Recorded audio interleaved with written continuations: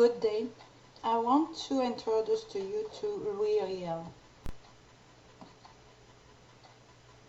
Louis Riel, Métis leader, founder of Manitoba, central figure in the Red River and Northwest resistances, born October the 22nd, 1844 in Saint Boniface, Red River settlement, died November the 16th, 1885 in Regina, Saskatchewan. Riel led two popular Métis governments, was central in bringing Manitoba into Confederation, and was executed for high treason for his role in the 1885 resistance to Canadian encroachment on Métis lands. Riel was initially dismissed as a rebel by Canadian historians, although many now realize with Riel as a Métis leader who fought to protect his people from the Canadian government. Early life. Riel was born in 1844 in Saint Boniface in the Red River settlement. His father, Louis Riel Sr., a businessman and political leader in the Métis community, organized a large Métis resistance to the Hudson Bay Company, HBC, fur trading monopoly, at the trial of Pierre-Guillaume Sayer in 1849. Riel's political legacy likely influenced his son, who left Red River at a young age to study in Quebec. From the beginning of his formal education, Riel emerged as a standout student. At 18, the Catholic clergy in the Red River parish of Saint Boniface identified him as a strong candidate for the priesthood, and he was given a scholarship to study at a Sulpician school in Montreal, or Montreal, depending. Riel excelled at this junior seminary, where he soon neared the top of his class. He also acquired a passion for poetry, which he nurtured for the rest of his life. While studying for the priesthood, Riel met a young French-Canadian woman, Marie-Julie Gernon, to whom he quietly became engaged. However, in the racially charged atmosphere of the day, Gernon's parents refused to allow her to marry a Métis man, and the engagement was broken off. Riel left the seminary and moved back to Red River. Riel at Red River. In March 1869, the HBC agreed to sell Roper's Land and the Northwestern Territory to the Dominion of Canada. Anticipating the transfer of these lands, the federal government appointed William MacDonald as lieutenant governor of the new territory and sent surveying crews to Red River that August to access and restake the lands. Concerned that an influx of Anglo-Protestant immigrants from Ontario would follow, the Métis organized the Métis National Committee in order to protect the social, cultural, and political status of the Métis in Red River and the Northwestern more generally. As an articulate young man with an Eastern education, Riel was elected as its secretary and was later elected president. With Riel at its head, the committee halted the Canadian land surveys on October 11, 1869. Less than 1 month later, the committee established a roadblock to prevent William MacDonald from entering the Red River settlement on November the 2nd. That same day, the committee seized Rupert Fort Garry from the HBC and, with little resistance from HBC officials, took steps to establish itself under Riel's leadership as the government of the Red River settlement. The committee invited both the English and French-speaking people of Red River to send delegates to Upper Fort Garry to discuss the terms on which they would allow MacDonald and by extension Canadian authority into the Northwest. The Métis National Committee. The Métis National Committee was consolidated as a provisional government in early December of 1869. With Riel at its helm, it issued a declaration of the people of Rupert's Land and Northwest, which rejected Canada's authority to govern the Northwest and proposed a negotiated settlement between Canada and the new provisional government.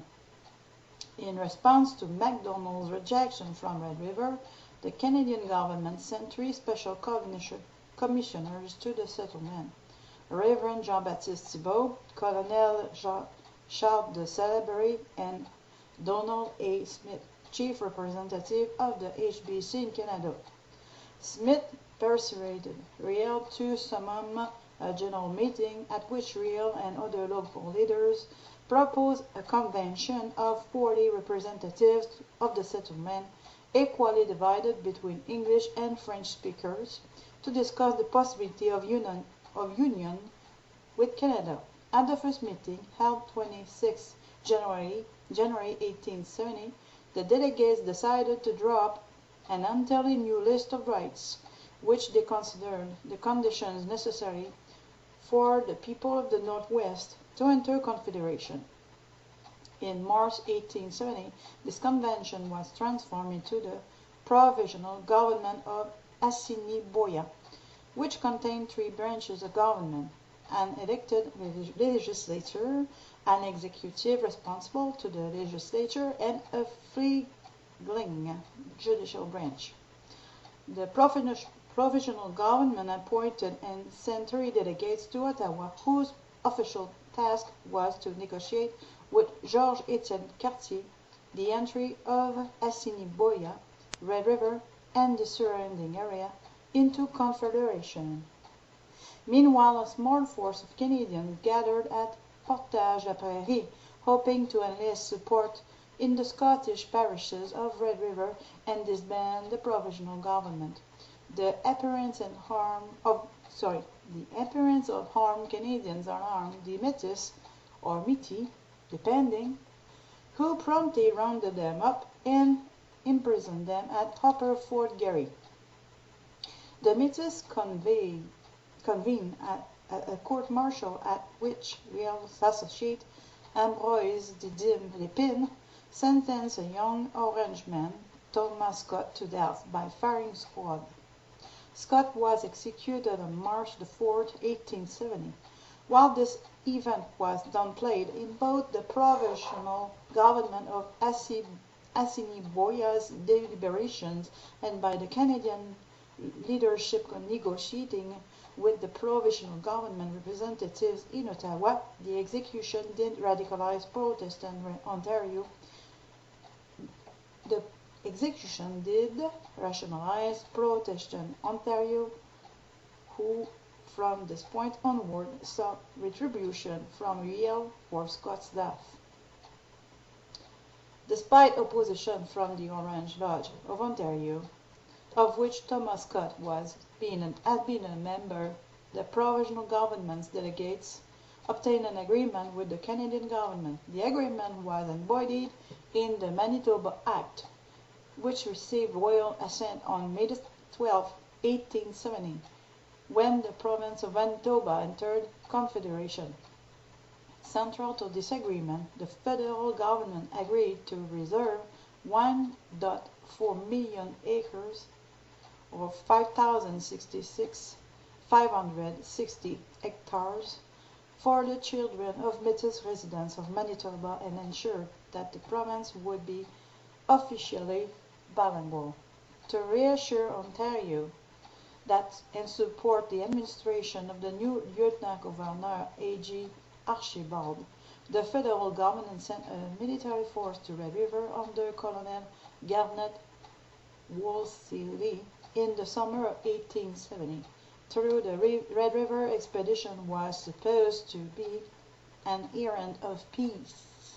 According to Archibald, the provisional government had not consented to its arrival, and it was not part of the agreement made by the delegation to Ottawa.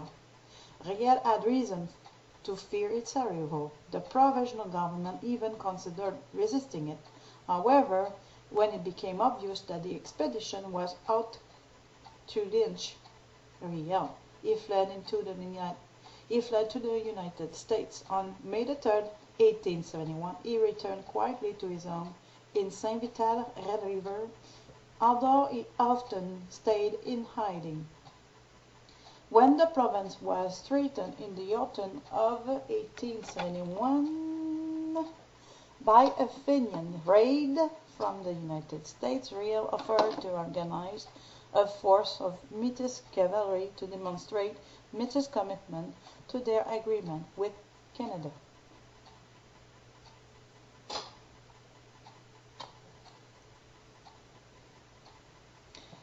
In the intervening years, Quebec to Montana. In Ontario, Riel was widely denounced as Thomas Scott's murderer, and a reward of $5,000 murder between commas, and a reward of $5,000 was offered for his arrest. In Quebec, he was regarded as a hero, a defender of the Roman Catholic faith and French culture in Manitoba. Anxious to avoid a political confrontation with the two principal provinces of Canada, Sir John A. Macdonald tried to persuade Riel to remain in voluntary exile in the United States, even providing cash payout to Riel, who needed the money to support his family.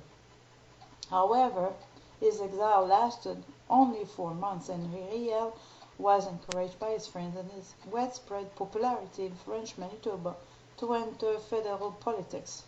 He was elected in the federal riding of Provencher by a by-election in October 1873. Riel was re-elected in the February 1874 general election, at which point he traveled to Ottawa and signed the members' register at the House of Commons. But before taking his seat, he was expelled from the House on a motion introduced by the Ontario Orange leader Mackenzie Bowell. Although he re-elected in a constituency by election in Provencher in October of 1874, Riel delayed in taking his seat and was later expelled from the House. On February 12, 1875, the federal government adopted a motion granting amnesty to Riel that was conditional to 5 years of banishment from the Her Majesty's dominions between commas. The question of whether or not Riel had broken either British or Canadian law on his part in the Red River resistance was never determined in court.